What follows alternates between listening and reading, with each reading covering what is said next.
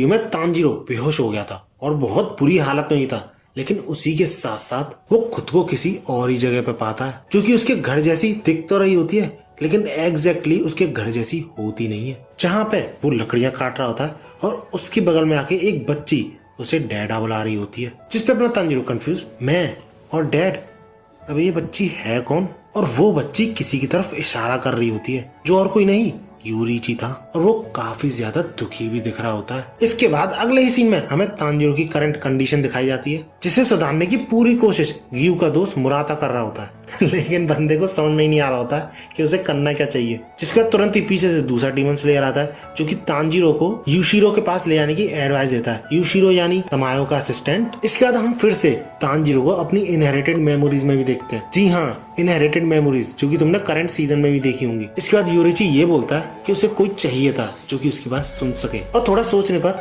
उसके सामने तांजीरो के एंसेस्टर का चेहरा सामने आता है। इस पर तांजीरो यही सोच रहा होता है कि शायद उसे 13th फॉर्म के बारे में पता चल जाए, क्योंकि जो रेनगोकू के भाई ने लेटर भेजा था तांजीरो को, जिसकी की बात मैंने इस वीडियो में की थी, उसमें सन ब्रीदिंग के फॉर्म्स के बारे में कुछ इन्फॉर्मेशन थी, लेकिन उसमें 13th फॉर्म के बारे में कुछ नहीं बताया था। तो वो यही सोच रहा होता है कि शायद उसे अब उसके बारे में पता चल जाए। लेकिन तभी अचानक से तांजीरो ये बोल पड़ता है कि 2 साल हो गए, मुझे खुशी है कि तुम अच्छा कर रहे हो। जिसमें तांजीरो, जो कि अपनी एंसेस्टर की मेमोरीज में था, वो शॉक्ड, क्योंकि वो बोलना ही नहीं चाहता था, ये अपने आप ही बोल पड़ा, क्योंकि ऑफ कोर्स ये मेमोरीज है, जिस वजह से तुम एक तरीके से इस चीज को रिकॉर्डेड वर्जन समझ सकते हो पास्ट का। और इस बात से यूरिची भी काफी खुश होता है कि जिस फैमिली को उसने डीमन से बचाया था वो अपनी जिंदगी खुशी खुशी बिता रही है। और इसके बाद यूरिची जो यार अपनी बैक स्टोरी सुनाता है, सही में पहली बार जब मैंने ये स्टोरी पूरी सुनी थी ना, इमोशनल हो गया था काफी ज्यादा, एंड आई एम श्योर तुम भी हुए होगे। लेकिन यार यूरिची, कोकोशिबो और मुजान की स्टोरी काफी ज्यादा कनेक्टेड है, तो मैं इन तीनों की स्टोरी को सिर्फ एक वीडियो में, जो कि फ्यूचर में मैं लाने वाला हूँ, उसमें कवर करूंगा। तो अगर इंटरेस्टेड हो तो सब्सक्राइब करके जरूर रखना चैनल को। बाकी अगर वापस मुजान पर आए तो उसके अटैक्स जो थे वो लड़ाई के साथ साथ काफी तेज होते आ रहे थे और स्ट्रांग भी होते आ रहे थे। तुम सिर्फ इस एक पैनल से अंदाजा लगा सकते हो कि मुजान अकेला कितनी डिस्ट्रक्शन कर रहा था, जिस वजह से पूरे 5 शिरास को भी उसके अटैक्स को रोकना, उसके अटैक्स को डॉज करने में प्रॉब्लम आ रही थी। और अगर सिर्फ मित्सुरी की बात करें तो उसे मुजान के अटैक्स दिख तक नहीं रहे थे, वो प्योरली लक और इंस्टिंक्ट पे इन सारे अटैक्स को डॉज कर रही थी। इसलिए बंदी यही सोच रही थी कि उसे सैक्रिफाइस ही करना पड़ेगा खुद को, लेकिन उसे ये भी क्लियर नहीं था कि उसके सैक्रिफाइस करने से मुजान को हराने में मदद होगी भी कि नहीं।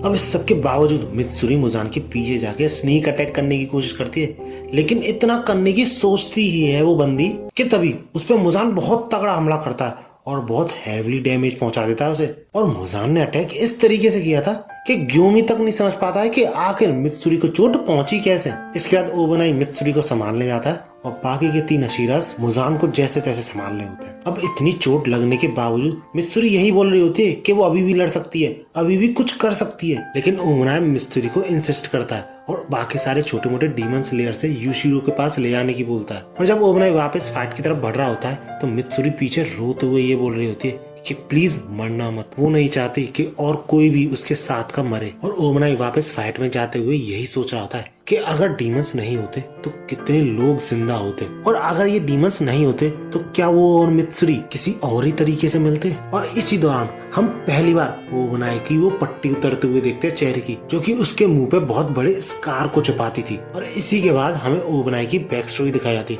जिसे हम कभी किसी और वीडियो में कवर करेंगे। बस इतना बता दूं, ओबनाई मुजान को किसी भी कीमत पे हराना चाहता था, फिर उसकी जान ही क्यों ना चली जाए, क्योंकि वो अपने करप्टेड ब्लड को प्योर करना चाहता था। इसके बाद हम देखते हैं काफी सारे डीमन स्लेयर के जो सर्वेंट्स टाइप थे, जिनको की एक कैट मिलती है जो मलबे के नीचे दबी हुई होती है, फंसी हुई होती है, लेकिन उसको जब वो निकालते हैं वो तुरंत ही दौड़ना शुरू कर देती है। लेट मी टेल यू, इस कैट की काफी ज्यादा इंपॉर्टेंस है मुजान को हराने में, क्योंकि ये तमायो की कैट है। इसके बाद हमें वापस मुजान दिखाया था, जो कि ओबनाई की टेक्निक्स को देख के काफी ज्यादा इम्प्रेस्ड रहता है, क्योंकि उन सारे डीमन स्लेयर्स में से ओबनाई था जो कि मुजान की रीजनरेशन में काफी ज्यादा हिंड्रेंस पैदा कर रहा था। बट ऐसा करके वो जो टाइम बचा रहा था वो काफी छोटा था, मतलब पलक झपकाने जितना टाइम। और इसके बाद हम वापस मुजान का वही अटैक देखते हैं जिसने कि मित्सुरी को डैमेज पहुंचाया था और ऑलमोस्ट उसे मार ही दिया था, जिससे बचने में ओबनाई को काफी ज्यादा प्रॉब्लम आ रही थी, क्योंकि उस तरीके के सक्शन से बचने में ओबनाई का काफी ज्यादा स्टेमिना यूज हो रहा था और बंदे को समझ नहीं आ रहा होता है कि वो करे क्या, क्योंकि एक एक सेकंड जो वो सनराइज के लिए बचा रहे हैं उसके लिए उन्हें अपनी जान की बाजी लगानी पड़ रही है। और इसी दौरान मुजान के एक अटैक से ग्यू के हाथ से उसकी तलवार छूट जाती है क्योंकि ग्यू की ग्रिप भी बहुत कमजोर हो रही थी, ऑल बिकॉज ऑफ मुजान्स पॉइजन यानी ब्लड। लेकिन ओबनाई और ग्यूमी तुरंत ही अपने अटैक के थ्रू ग्यू की तलवार वापस कर देते, जिसके रिएक्शन में ग्यू के मुंह पे तुम थैंक यू वाला एक्सप्रेशन देख सकते हो।